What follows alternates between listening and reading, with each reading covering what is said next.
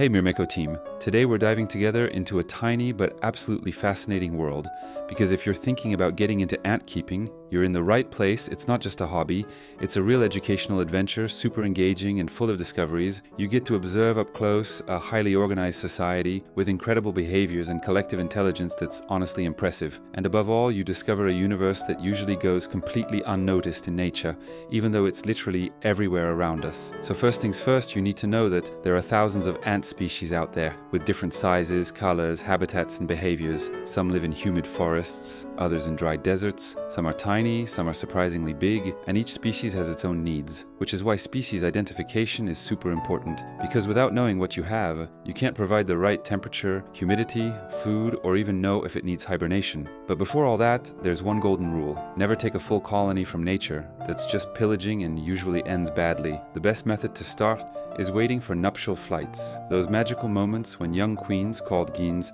fly off to get mated, and that's when you can hope to find a single geena, alone, without wings, looking for a place to start her colony. And watch out, if she still has wings, she's probably not fertilized, so there's no point keeping her. The gyne is the heart of it all. She's the one who lays the eggs and starts the colony. Without her, there's no future colony at all. And once you have her, you need to know if she's claustral, meaning she stays sealed in and survives off her body reserves without eating, or semi-claustral, which means she'll need to go out to eat. And if that's the case, you'll need to set up a little foraging area and offer some sugary liquid or a tiny insect. Now, the best way to begin, especially if you're new, is using a simple test tube setup with a water reserve and some cotton. It's cheap, effective, and works really well. Then just leave her alone. No bright lights, no vibrations, no constant checking. Patience is everything, especially with claustral queens. Don't feed them, don't poke them, just wait and let the magic happen. If you have a semi-claustral queen though, yes, you'll need to offer a bit of food.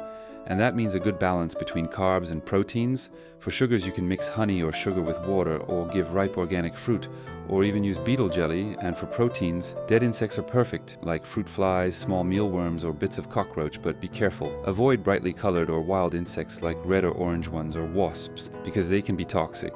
And always freeze wild-caught insects before feeding them to kill any parasites. Every species has specific needs when it comes to humidity, that's hygrometry, and temperature. Some might need a bit of heating, others are fine at room temp. They also don't like direct light, so don't shine a lamp on the nest. Ants love darkness, especially when founding a colony. And then there's diapause, which is kind of like a winter break, really important for many species, especially European ones. Without it, the colony can get stressed, stop laying eggs, or even collapse. And if you're planning to buy a gyne or a young colony, make sure you're buying from a trusted source. Passionate keepers often share their queens or colonies, and it's usually way safer than buying blindly. Online communities and hobbyist groups are fantastic for finding healthy ants and good advice. You might also hear terms like pleiometrosis or polygyny. That's just when multiple queens can start a colony together or live in the same colony long term. While other species are strictly monogynous, it's not essential to know when you're just starting, but it's a cool bonus to learn about later. So now you know that starting an ant colony isn't just about putting bugs in a box.